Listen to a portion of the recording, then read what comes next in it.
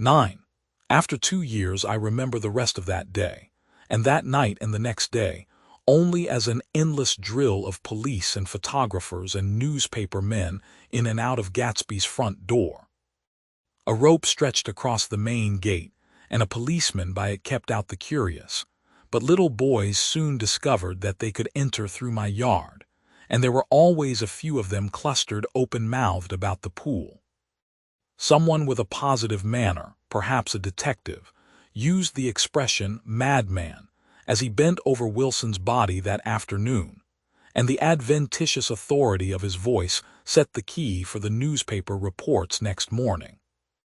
Most of those reports were a nightmare, grotesque, circumstantial, eager, and untrue. When Michaelis's testimony at the inquest brought to light Wilson's suspicions of his wife, I thought the whole tale would shortly be served up in racy pasquinade. But Catherine, who might have said anything, didn't say a word. She showed a surprising amount of character about it too, looked at the coroner with determined eyes under that corrected brow of hers, and swore that her sister had never seen Gatsby, that her sister was completely happy with her husband, that her sister had been into no mischief whatever. She convinced herself of it and cried into her handkerchief, as if the very suggestion was more than she could endure. So Wilson was reduced to a man deranged by grief, in order that the case might remain in its simplest form. And it rested there, but all this part of it seemed remote and unessential. I found myself on Gatsby's side and alone. From the moment I telephoned news of the catastrophe to West Egg Village, every surmise about him and every practical question was referred to me. At first I was surprised and confused. Then, as he lay in his house and didn't move or breathe or speak, hour upon hour, it grew upon me that I was responsible, because no one else was interested, with that intense personal interest to which everyone has some vague right at the end. I called up Daisy half an hour after we found him, called her instinctively and without hesitation. But she and Tom had gone away early that afternoon and taken baggage with them. Left no address. No. Say when they'd be back. No. Any idea where they are, how I could reach them? I don't know, can't say. I wanted to get somebody for him. I wanted to go into the room where he lay and reassure him. I'll get somebody for you, Gatsby. Don't worry. Just trust me and I'll get somebody for you. Mayor Wolfsham's name wasn't in the phone book. The butler gave me his office address on Broadway, and I called information. But by the time I had the number it was long after 5, and no one answered the phone. Will you ring again? I've rung 3 times. It's very important. Sorry, I'm afraid no one's there. I went back to the drawing room and thought for an instant that they were chance visitors, all these official people who suddenly filled it. But though they drew back the sheet and looked at Gatsby with shocked eyes, his protest continued in my brain. Look here, old sport, you've got to get somebody for me. You've got to try hard. I can't go through this alone. Someone started to ask me questions, but I broke away and going upstairs looked hastily through the unlocked parts of his desk. He'd never told me definitely that his parents were dead.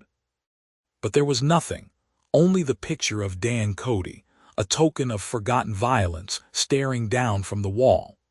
Next morning I sent the butler to New York with a letter to Wolfsham, which asked for information and urged him to come out on the next train. That request seemed superfluous when I wrote it.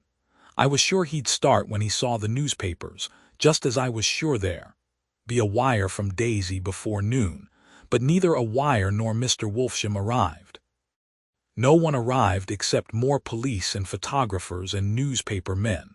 When the butler brought back Wolfsham's answer, I began to have a feeling of defiance, of scornful solidarity between Gatsby and me against them all. Dear Mr. Carraway, this has been one of the most terrible shocks of my life to me. I hardly can believe it that it is true at all. Such a mad act as that man did should make us all think. I cannot come down now as I am tied up in some very important business and cannot get mixed up in this thing now. If there is anything I can do a little later, let me know in a letter by Edgar. I hardly know where I am when I hear about a thing like this and am completely knocked down and out. Yours truly, Mayor Wolfsham. And then hasty addenda beneath. Let me know about the funeral, etc. Do not know his family at all. When the phone rang that afternoon and long distance said Chicago was calling, I thought this would be Daisy at last. But the connection came through as a man's voice, very thin and far away. This is Slagle speaking. Yes, the name was unfamiliar. Hell of a note, isn't it? Get my wire. There haven't been any wires. Young Park's in trouble, he said rapidly. They picked him up when he handed the bonds over the counter. They got a circular from New York giving them the numbers just 5 minutes before. What do you know about that, hey? You never can tell in these hick towns. Hello, I interrupted breathlessly. Look here, this is Mr. Gatsby, Mr. Gatsby's dead. There was a long silence on the other end of the wire, followed by an exclamation, then a quick squawk as the connection was broken. I think it was on the third day that a telegram signed Henry C. Gats arrived from a town in Minnesota. It said only that the sender was leaving immediately and to postpone the funeral until he came. It was Gatsby's father, a solemn old man, very helpless and dismayed, bundled up in a long, cheap ulster against the warm September day. His eyes leaked continuously with excitement, and when I took the bag and umbrella from his hands, he began to pull so incessantly at his sparse gray beard that I had difficulty in getting off his coat. He was on the point of collapse, so I took him into the music room and made him sit down while I sent for something to eat. But he wouldn't eat, and the glass of milk spilled from his trembling hand. I saw it in the Chicago newspaper, he said. It was all in the Chicago newspaper. I started right away. I didn't know how to reach you. His eyes, seeing nothing, moved ceaselessly about the room. It was a madman, he said. He must have been mad. Wouldn't you like some coffee? I urged him. I don't want anything. I'm all right now, Mr. Carraway. Well, I'm all right now. Where have they got Jimmy? I took him into the drawing room where his son lay and left him there. Some little boys had come up on the steps and were looking into the hall. When I told them who had arrived, they went reluctantly away. After a little while, Mr. Gats opened the door and came out, his mouth ajar, his face flushed slightly, his eyes leaking isolated and unpunctual tears. He had reached an age where death no longer has the quality of ghastly surprise, and when he looked around him now for the first time and saw the height and splendor of the hall and the great rooms opening out from it into other rooms, his grief began to be mixed with an awed pride. I helped him to a bedroom upstairs. While he took off his coat and vest, I told him that all arrangements had been deferred until he came. I didn't know what you'd want, Mr. Gatsby. Gats is my name. Mr. Gats. I thought you might want to take the body west. He shook his head. Jimmy always liked it better down east. He rose up to his position in the east. Were you a friend of my boy, Mr.? We were close friends. He had a big future before him, you know. He was only a young man, but he had a lot of brain power here. He touched his head impressively, and I nodded. If he'd have lived, he'd have been a great man, a man like James J. Hill. He'd have helped build up the country. That's true, I said uncomfortably. He fumbled at the embroidered coverlet, trying to take it from the bed, and lay down stiffly, was instantly asleep. That night an obviously frightened person called up and demanded to know who I was before he would give his name. This is Mr. Carraway, I said. Oh, he sounded relieved. This is Klipspringer. I was relieved too, for that seemed to promise another friend at Gatsby's grave. I didn't want it to be in the papers and draw a sightseeing crowd, so I'd been calling up a few people myself. They were hard to find. The funeral tomorrow, I said. 3 o'clock here at the house. I wish you tell anybody who'd be interested." "Oh, I will," he broke out hastily. "Of course I'm not likely to see anybody, but if I do—" His tone made me suspicious. "Of course you'll be there yourself." "Well, I'll certainly try. What I called up about is—" "Wait a minute," I interrupted. "How about saying you'll come?" "Well, the fact is, the truth of the matter is that I'm staying with some people up here in Greenwich, and they rather expect me to be with them tomorrow. In fact, there's a sort of picnic or something. Of course, I'll do my best to get away." I ejaculated an unrestrained "huh," and he must have heard me, for he went on nervously. "What I called up about was a pair of shoes I left there. I wonder if it'd be too much trouble to have the butler send them on. You see, they're tennis shoes, and I'm sort of helpless without them. My address is care of B.F." I didn't hear the rest of the name, because I hung up the receiver. After that I felt a certain shame for Gatsby. One gentleman to whom I telephoned implied that he had got what he deserved. However, that was my fault, for he was one of those who used to sneer most bitterly at Gatsby on the courage of Gatsby's liquor, and I should have known better than to call him. The morning of the funeral I went up to New York to see Mayor Wolfsham. I couldn't seem to reach him any other way. The door that I pushed open, on the advice of an elevator boy, was marked the Swastika Holding Company, and at first there didn't seem to be anyone inside. But when I'd shouted "hello" several times in vain, an argument broke out behind a partition, and presently a lovely Jewess appeared at an interior door and scrutinized me with black, hostile eyes. "Nobody's in," she said. "Mr. Wolfsham's gone to Chicago." The first part of this was obviously untrue, for someone had begun to whistle the rosary, tunelessly, inside. "Please say that Mr. Carroway wants to see him." "I can't get him back from Chicago, can I?" At this moment a voice, unmistakably Wolfsham's, called "Stella" from the other side of the door. "Leave your name on the desk," she said quickly. "I'll give it to him when he gets back." "But I know he's there." She took a step toward me and began to slide her hands indignantly up and down her hips. "You young men think you can force your way in here any time," she scolded. "We're getting sick and tired of it. When I say he's in Chicago, he's in Chicago." I mentioned Gatsby. "Oh," she looked at me over again. "Will you what was your name?" She vanished. In a moment Mayor Wolfsham stood solemnly in the doorway, holding out both hands. He drew me into his office, remarking in a reverent voice that it was a sad time for all of us, and offered me a cigar. "My memory goes back to when first I met him," he said. "A young major just out of the army and covered over with medals he got in the war. He was so hard up he had to keep on wearing his uniform because he couldn't buy some regular clothes. First time I saw him was when he came into Weinbrenner's pool room at 43rd Street and asked for a job. He hadn't eaten anything for a couple of days. 'Come on, have some lunch with me,' I said. He ate more than $4 worth of food in half an hour." "Did you start him in business?" I inquired. "Start him, I made him." "Oh, I raised him up out of nothing, right out of the gutter. I saw right away he was a fine-appearing, gentlemanly young man, and when he told me he was at Oxford I knew I could use him good. I got him to join the American Legion, and he used to stand high there. Right off he did some work for a client of mine up to Albany. We were so thick like that in everything. He held up two bulbous fingers, always together. I wondered if this partnership had included the World Series transaction in 1919. "Now he's dead," I said after a moment. "You were his closest friend, so I know you'll want to come to his funeral this afternoon."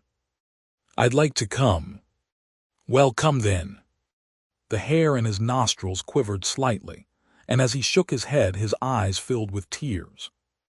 "I can't do it, I can't get mixed up in it," he said. "There's nothing to get mixed up in, it's all over now.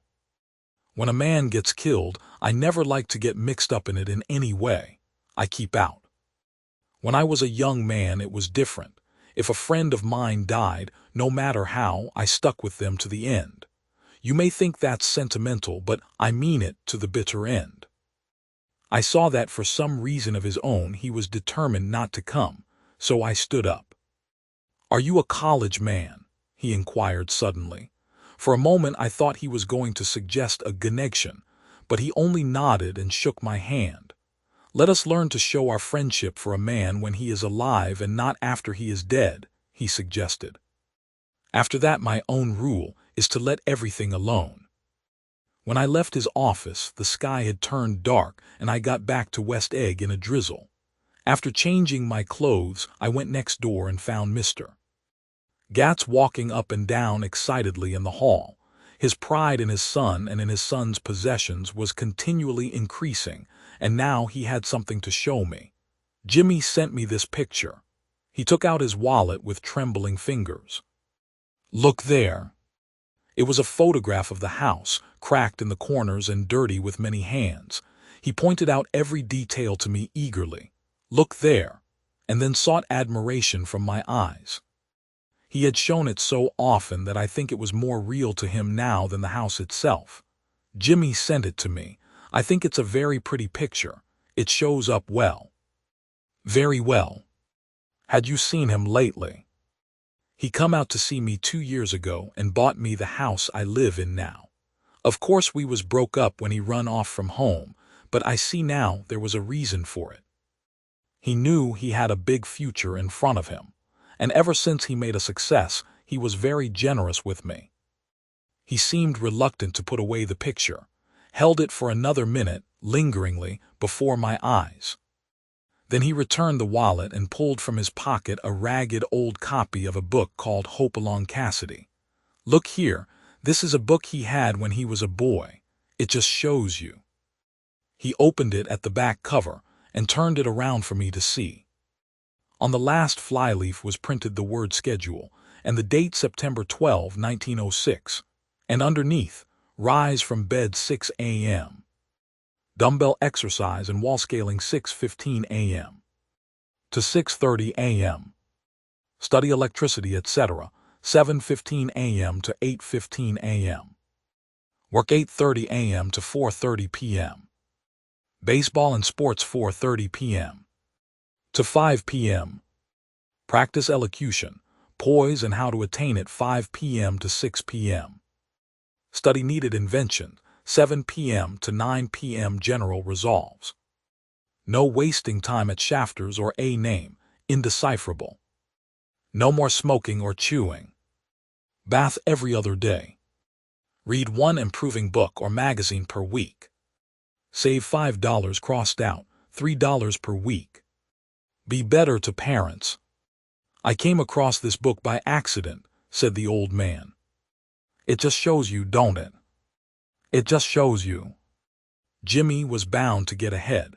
He always had some resolves like this or something. Do you notice what he's got about improving his mind? He was always great for that. He told me I ate like a hog once, and I beat him for it. He was reluctant to close the book, reading each item aloud and then looking eagerly at me. I think he rather expected me to copy down the list for my own use. A little before 3, the Lutheran minister arrived from Flushing, and I began to look involuntarily out the windows for other cars. So did Gatsby's father, and as the time passed and the servants came in and stood waiting in the hall, his eyes began to blink anxiously, and he spoke of the rain in a worried, uncertain way. The minister glanced several times at his watch, so I took him aside and asked him to wait for half an hour, but it wasn't any use. Nobody came. About 5 o'clock our procession of 3 cars reached the cemetery and stopped in a thick drizzle beside the gate, first a motor hearse, horribly black and wet, then Mr. Gats and the minister and me in the limousine, and a little later 4 or 5 servants and the postman from West Egg, in Gatsby's station wagon, all wet to the skin. As we started through the gate into the cemetery, I heard a car stop, and then the sound of someone splashing after us over the soggy ground. I looked around. It was the man with owl-eyed glasses whom I had found marveling over Gatsby's books in the library one night 3 months before. I'd never seen him since then. I don't know how he knew about the funeral or even his name. The rain poured down his thick glasses, and he took them off and wiped them to see the protecting canvas unrolled from Gatsby's grave. I tried to think about Gatsby then for a moment, but he was already too far away, and I could only remember without resentment that Daisy hadn't sent a message or a flower. Dimly I heard someone murmur, "Blessed are the dead that the rain falls on," and then the owl-eyed man said, "Amen to that," in a brave voice. We straggled down quickly through the rain to the cars. Owl-eye spoke to me by the gate. "I couldn't get to the house," he remarked. "Neither could anybody else." "Go on," he started. "Why, my God, they used to go there by the hundreds." He took off his glasses and wiped them again, outside and in. "The poor son of a bitch," he said. One of my most vivid memories is of coming back west from prep school and later from college at Christmas time.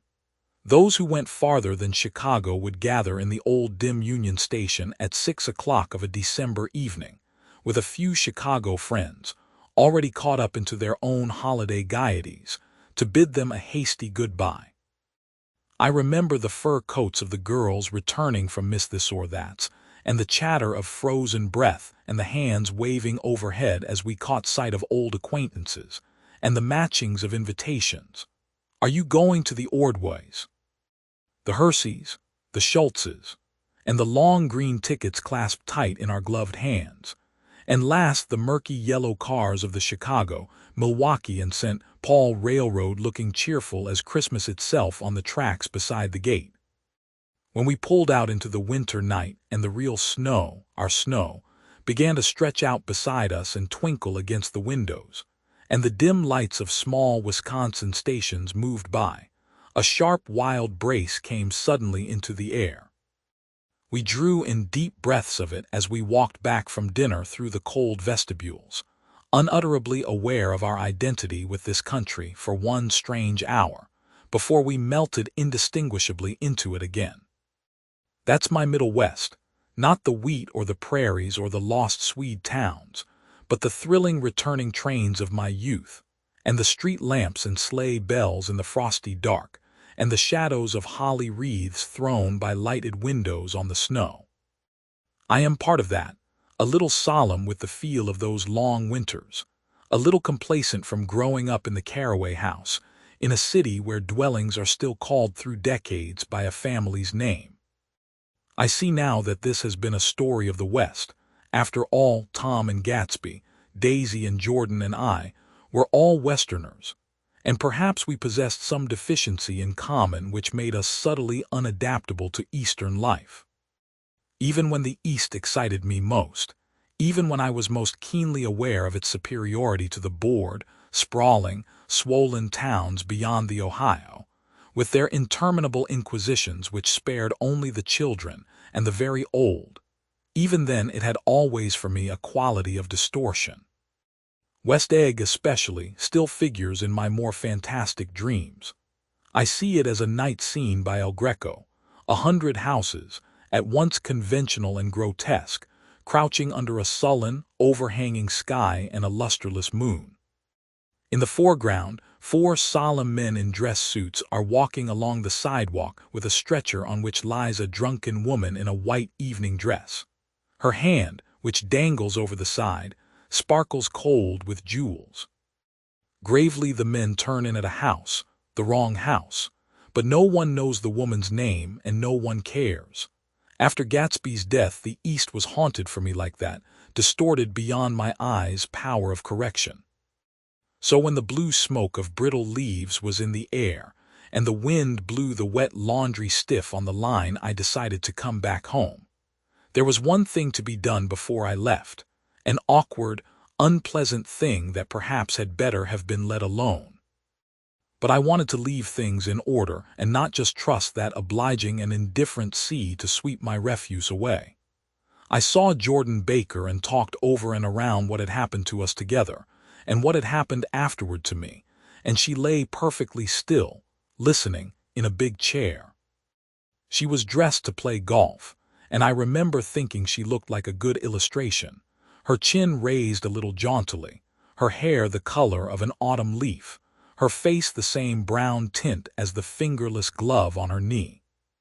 When I had finished, she told me without comment that she was engaged to another man. I doubted that, though there were several she could have married at a nod of her head, but I pretended to be surprised. For just a minute I wondered if I wasn't making a mistake, then I thought it all over again quickly and got up to say goodbye. "Nevertheless, you did throw me over," said Jordan suddenly. "You threw me over on the telephone. I don't give a damn about you now, but it was a new experience for me, and I felt a little dizzy for a while." We shook hands. "Oh, and do you remember," she added, "a conversation we had once about driving a car?" "Why, not exactly. You said a bad driver was only safe until she met another bad driver." "Well, I met another bad driver, didn't I? I mean, it was careless of me to make such a wrong guess. I thought you were rather an honest, straightforward person. I thought it was your secret pride." "I'm 30, I said. I'm 5 years too old to lie to myself and call it honor." She didn't answer. Angry and half in love with her and tremendously sorry, I turned away. One afternoon late in October I saw Tom Buchanan. He was walking ahead of me along Fifth Avenue in his alert, aggressive way, his hands out a little from his body as if to fight off interference, his head moving sharply here and there, adapting itself to his restless eyes. Just as I slowed up to avoid overtaking him, he stopped and began frowning into the windows of a jewelry store. Suddenly he saw me and walked back, holding out his hand. "What's the matter, Nick? Do you object to shaking hands with me?" "Yes, you know what I think of you." "You're crazy, Nick," he said quickly. "Crazy as hell. I don't know what's the matter with you." "Tom," I inquired, "what did you say to Wilson that afternoon?" He stared at me without a word, and I knew I had guessed right about those missing hours. I started to turn away, but he took a step after me and grabbed my arm. "I told him the truth," he said. "He came to the door while we were getting ready to leave, and when I sent down word that we weren't in, he tried to force his way upstairs. He was crazy enough to kill me if I hadn't told him who owned the car. His hand was on a revolver in his pocket every minute he was in the house." He broke off defiantly. "What if I did tell him? That fellow had it coming to him. He threw dust into your eyes just like he did in Daisy, but he was a tough one. He ran over Myrtle like you, run over a dog, and never even stopped his car." There was nothing I could say, except the one unutterable fact that it wasn't true. "And if you think I didn't have my share of suffering, look here. When I went to give up that flat and saw that damn box of dog biscuits sitting there on the sideboard, I sat down and cried like a baby. By God, it was awful. I couldn't forgive him or like him, but I saw that what he had done was, to him, entirely justified. It was all very careless and confused. They were careless people, Tom and Daisy. They smashed up things and creatures and then retreated back into their money or their vast carelessness, or whatever it was that kept them together, and let other people clean up the mess they had made." I shook hands with him. It seemed silly not to, for I felt suddenly as though I were talking to a child. Then he went into the jewelry store to buy a pearl necklace, or perhaps only a pair of cuff buttons, rid of my provincial squeamishness forever. Gatsby's house was still empty when I left. The grass on his lawn had grown as long as mine. One of the taxi drivers in the village never took a fare past the entrance gate without stopping for a minute and pointing inside. Perhaps it was he who drove Daisy and Gatsby over to East Egg the night of the accident, and perhaps he had made a story about it all his own. I didn't want to hear it, and I avoided him when I got off the train. I spent my Saturday nights in New York because those gleaming, dazzling parties of his were with me so vividly that I could still hear the music and the laughter, faint and incessant, from his garden, and the cars going up and down his drive. One night I did hear a material car there and saw its lights stop at his front steps, but I didn't investigate. Probably it was some final guest who had been away at the ends of the earth and didn't know that the party was over. On the last night, with my trunk packed and my car sold to the grocer, I went over and looked at that huge, incoherent failure of a house once more. On the white steps an obscene word, scrawled by some boy with a piece of brick, stood out clearly in the moonlight, and I erased it, drawing my shoe raspingly along the stone. Then I wandered down to the beach and sprawled out on the sand. Most of the big shore places were closed now, and there were hardly any lights except the shadowy, moving glow of a ferry boat across the sound. And as the moon rose higher, the inessential houses began to melt away, until gradually I became aware of the old island here that flowered once for Dutch sailors' eyes, a fresh, green breast of the New World. Its vanished trees, the trees that had made way for Gatsby's house, had once pandered in whispers to the last and greatest of all human dreams. For a transitory, enchanted moment, man must have held his breath in the presence of this continent, compelled into an aesthetic contemplation he neither understood nor desired, face to face for the last time in history with something commensurate to his capacity for wonder. And as I sat there brooding on the old, unknown world, I thought of Gatsby's wonder when he first picked out the green light at the end of Daisy's dock. He had come a long way to this blue lawn, and his dream must have seemed so close that he could hardly fail to grasp it. He did not know that it was already behind him, somewhere back in that vast obscurity beyond the city, where the dark fields of the Republic rolled on under the night. Gatsby believed in the green light, the orgiastic future that year by year recedes before us. It eluded us then, but that's no matter. Tomorrow we will run faster, stretch out our arms further, in one fine morning. So we beat on, boats against the current, borne back ceaselessly into the past.